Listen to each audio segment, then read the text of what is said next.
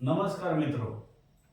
आज आपल्या या जी दत्ता स्पोकन इंग्लिशच्या प्रवासामध्ये आपणा सर्वांचं मी दत्ता गायकवाड आपलं स्वागत करीत आहे.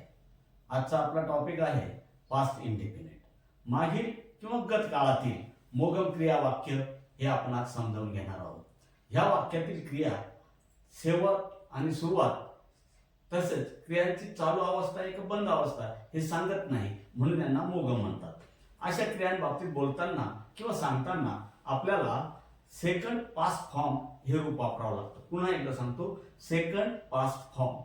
आता सेकंड पास्ट फॉर्मचा अर्थ काय, तर अतिशय सोपी गोष्ट आहे.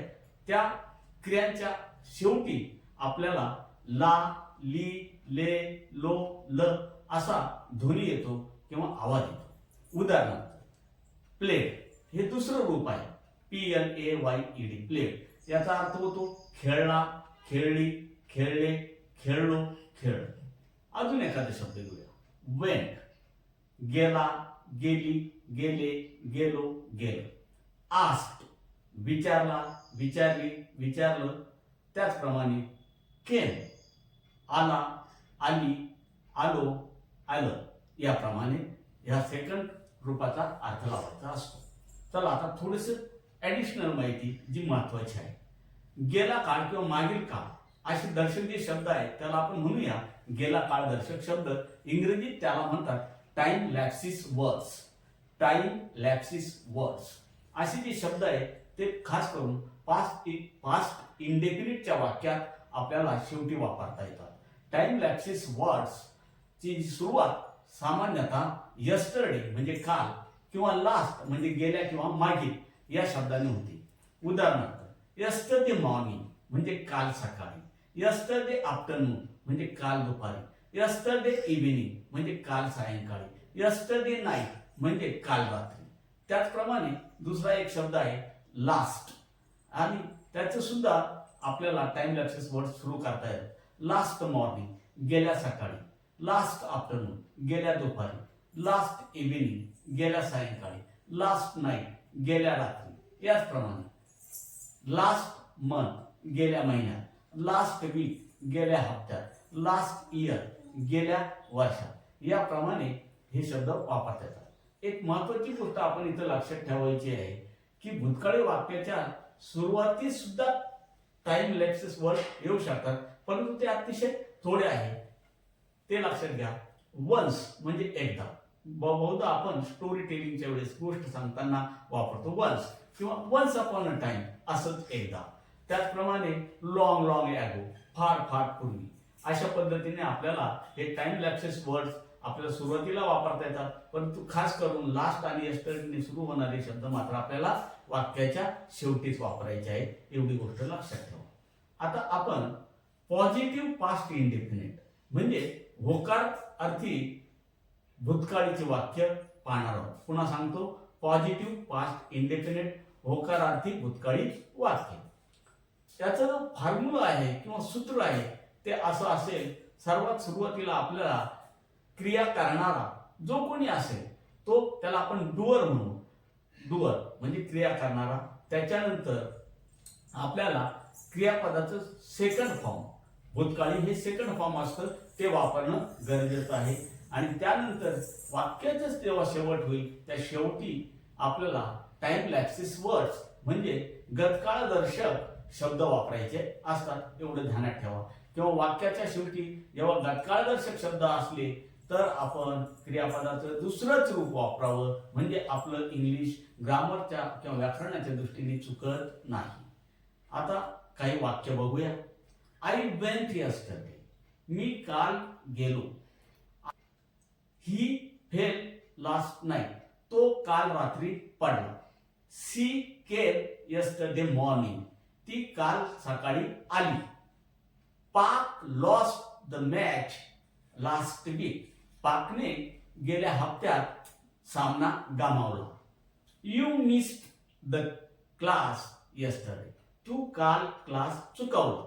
याप्रमाणे भूतकाळी वाक्य वापरता येतात. मी अधिक वाक्य इथं घेत नाही, तुम्ही त्या पद्धतीने बनवून घ्या, कारण आपल्याला पुढे नकारार्थी प्रश्नार्थक वाक्य व्हायचे आहेत.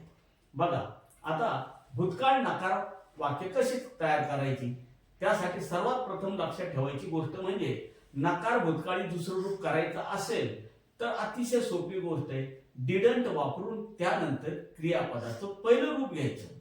जरी पहिलं रूप आलेलं असेल तरी त्याच्या सुरुवातीला डिडंट आल्यामुळं समजून घ्यायचं हे भूतकाळी रूप आहे. पुन्हा एकदा सांगतो, डिडंट प्लस फर्स्ट फॉर्म असं नकारार्थी भूतकाळी रूप करता येतं. आता निगेटिव्ह पास्ट इंडेफिनिट म्हणजे नकारार्थी भूतकाळी वाक्य बघूया. याची सुरुवात डुअर आणि निगेटिव्ह फॉर्म घेऊन शेवटी आपल्याला टाइम लॅप्सेस वर्डने करता येते. बघा, आय डिडंट गो यस्टरडे. मी काल नाही गेलो. I didn't go yesterday. मी काल नाही गेलो. He didn't fall last night. He didn't fall last night. तो काल रात्री नाही पडला. तो काल रात्री नाही पडला. शी डिडंट कम yesterday morning. ती काल सकाळी नाही आली. शी डिडंट कम yesterday morning. ती काल सकाळी नाही आली. You didn't miss the class yesterday. तू काल क्लास नाही चुकवला. अशा इतक्या सोप्या पद्धतीने आपण तीच वाक्य नकारार्थी केली. आता आपण पॉझिटिव्ह होकार प्रश्नाकडे वळूया. म्हणजे प्रश्न तर करावा लागतो संवादामध्ये, संभाषणामध्ये आपल्याला प्रश्न करता आला पाहिजे आणि हे प्रश्न होकारार्थी असतात, नकारार्थी असतात. आता पहिल्यांदा आपण होकारार्थी प्रश्न कसा करायचा ते बघूया. अतिशय सोपं लक्षात ठेवा, भूतकाळात होकार प्रश्न करण्यासाठी सर्वात सुरुवातीला डीडने सुरू होतं आणि डीड नंतर लागलीच आपल्याला जो करता म्हणतो आपण किंवा ऍक्शन करणारा जो आहे डुअर तो घ्यावा लागतो. म्हणून भूतकाळी होकार प्रश्न डीड प्लस डुअरने सुरू होतो आणि त्याच्यानंतर मात्र क्रियापदाचं पुन्हाही आपल्याला पहिलंच रूप वापरावं लागतं, कारण ऑलरेडी भूतकाळ करण्यासाठी आपण डीड वापरलेलंच आहे. चला तर वाक्य बघूया. Did I go yesterday. मी काल गेलो का. Did I go yesterday. मी काल गेलो का. Did he fall last night. गेल्या रात्री तो पडला का. गेल्या रात्री तो पडला का. Did he fall last night. Did she come yesterday morning. Did she come yesterday morning. ती काल सकाळी आली का. ती काल सकाळी आली का. Did she come yesterday morning. Did India win the match last week. Did India win the match last week. भारताने गेल्या हप्त्यात सामना जिंकला का. भारताने गेल्या हप्त्यात सामना जिंकला का. Did you miss the class yesterday. Did you miss the class yesterday. काल तू क्लास चुकवला का. काल तू क्लास चुकवला का. याप्रमाणे आपल्याला होकार प्रश्न बनवता येतात. चला आता आपण शेवटच्या टप्प्यात, अतिशय सोपी गोष्ट आहे, भीती बाळगू नका. बोलाल तरच बोलता येईल आणि मनात वाचू नका, पाठ करू नका, तोंडाने बोलायचं आहे, ऍक्शन करायची आहे. तर आपण आता निगेटिव्ह पास्ट इंट्रॅगेटिव्ह बघणार आहोत. म्हणजे भूतकाळात नकार प्रश्न कसे करतात. अगदी मागच्या सारखं थोडासा फरक आहे. भूतकाळ नकार प्रश्न करण्यासाठी त्या प्रश्नाची सुरुवात डिडंटने करा. डिडंट आणि त्यानंतर जो करता आहे किंवा ऍक्शन करणार आहे डुअर, ती जोडी घ्या. डिडंट डुअर आणि वाक्याच्या शेवटी तुम्ही प्रश्नार्थक चिन्ह देण्यापूर्वी मात्र टाइम लॅप्सेस वर्ड गतकाळदर्शी शब्द वापरले तरी चालतात. बघूया तर प्रश्न. Didn't I go yesterday. Didn't I go yesterday. मी काल नाही गेलो का. Didn't I go yesterday. पुढचं वाक्य. Didn't he fall last night. तो गेल्या रात्री नाही पडला का. तो गेल्या रात्री नाही पडला का. Didn't she come yesterday morning. ती काल सकाळी नाही आली का. ती काल सकाळी नाही आली का. Didn't she come yesterday morning. Didn't India win the match last week. Didn't India win the match last week.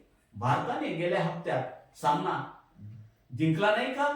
भारताने गेल्या हप्त्यात सामना जिंकला नाही का. Didn't you miss the class yesterday. तू काल क्लास चुकवला नाही का. तू काल क्लास चुकावला नाही का? धन्यवाद मित्रो. मन लावून ऐका, दोनदा ऐका आणि त्याप्रमाणे प्रॅक्टिस करा. नक्कीच तुम्ही फाडफाड बोलाल. धन्यवाद.